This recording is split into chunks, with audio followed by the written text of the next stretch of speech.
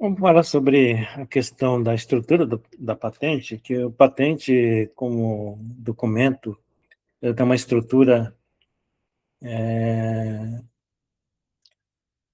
de documento padronizado internacionalmente.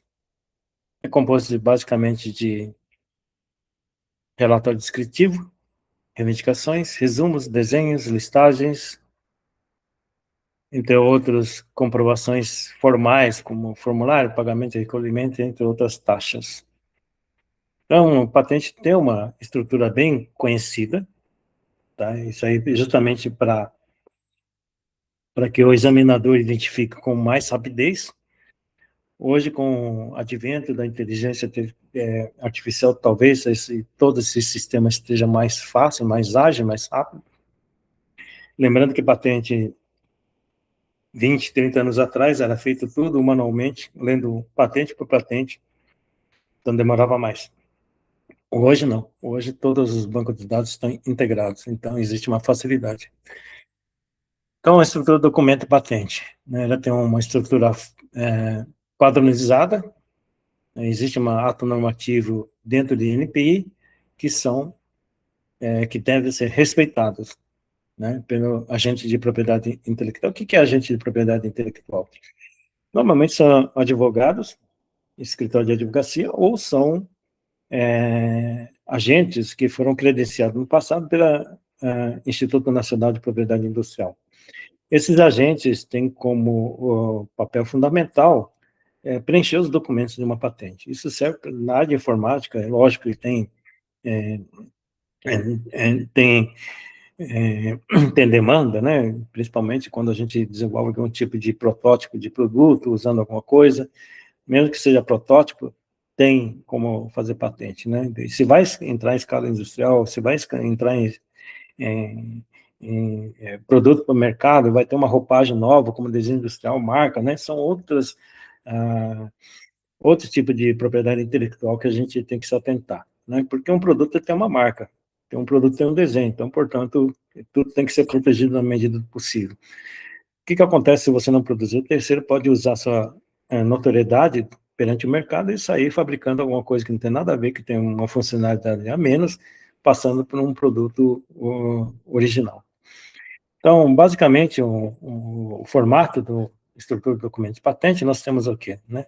Dado titular, inventor, relatório descritivo, indicações, guia de recolhimento, assim por diante. Né? Isso aqui é um documento inicial que a gente envia junto ao NPI. Nós temos vários campos dentro do relatório descritivo: título da invenção, campo, fundamentos da invenção, estado da técnica, descrição. Estado da técnica é importante, né? Você fazer uma pesquisa bibliográfica citando outras patentes, bem como artigos científicos, né? Bem conceituados, bem como livros técnicos, né? Tudo isso serve para fazer uma fundamentação do estado da técnica. Descrição do projeto, do problema técnico e vantagens. Né? Quais são as vantagens? Você não precisa fazer a parte mecânica, isso aí faz automaticamente. Né? Lista de figura, diagramas, tudo isso aí é importante. Né? Exemplo de aplicação, resultados e assim por diante. Né? Então, uma série de informações que complementem, né? Que não sejam também redundantes, né? Que não sejam desnecessárias. Algumas técnicas que para escrever uma patente está aqui, né? O título deve ser curto e específico e preciso, não pode ser uma poesia, né? Então tem que ser alguma coisa bem simples, né? Campo de invenção, setor técnico, isso aí tem toda uma codificação da forma de indicar o setor onde está sendo protegida a patente. Fundamento da estado da técnica, deve escrever todos os detalhes, né? Então, são esses tipos de descrições que tem que ser colocadas dentro de uma patente. A patente tem que definir os objetivos da invenção, descrevendo de forma clara e concisa sobre o que está se inventando, obviamente com figuras, gráficos, né? Isso aí faz parte da descrição do pedido de patente, né? Então, também é interessante fornecer os exemplos, né, de outras patentes, também descrevendo quais são as limitações, o que você propõe diferente daquela patente. A patente não pode ser meramente melhorada do que existe antes. É lógico que tem que ter uma atividade inventiva suficiente para que um examinador entenda que algo é diferente. E descrição da invenção, descrever detalhes, etc., né, como diz, a metodologia usada, no caso de processo, né, como que é feito, qual a temperatura que foi feito, quanto tempo que ficou sendo processado ah, o, para a obtenção do produto, né? No caso de aparelho, descrever cada parte do mesmo, com partes que interagem com outra, assim por diante. Ah, você inventou um câmbio automático diferente do que existe hoje. Obviamente que você tem que estar aliado com o sistema embarcado, né, que é alguma coisa talvez seja diferente, não sei. Composição química, no caso de medicamentos, né, ou qualquer coisa que seja, descrever a constituinte qualitativamente, né, ou seja, a quantidade que vai se utilizar, e quantitativamente, né, quais são as qualidades, né, desculpe, né, e quantitativamente qual é a sua composição, né. Identificar todos os componentes que compõem o produto para diferenciar dos outros, o processo de material de partido e o produto obtido e as etapas de obtenção até o final. Então, todos esses detalhes são importantes para fazer a descrição. Então, basicamente, a estrutura do patente pode se descrever como relatório descritivo, seguido de reivindicações, resumo, desenho, listado de sequência, formulários, né, assim por diante, né. Bom, uma coisa muito importante a gente levar em consideração que uma das partes que o brasileiro ainda não está familiarizado é essas reivindicações. A invenção é definida pelas reivindicações. As reivindicações definem o limite de proteção conferidos por uma patente, são base legal da proteção patentária. Então, você tem que limitar, você não pode ser generalista, né, achando que vai abarcar todos os problemas de uma demanda técnica. Então, tem um limite, né? Então, isso aqui faz isso aqui funciona como medicamento, desde que seja nessa composição, a partir disso, não é mais medicação. Agora, a questão de medicamento, tem a questão de vigilância sanitária. O medicamento pode ser tóxico, pode ser patenteado, sim, mas quem vai definir se aquilo vai ser comercializado é a agência de vigilância sanitária. É outra.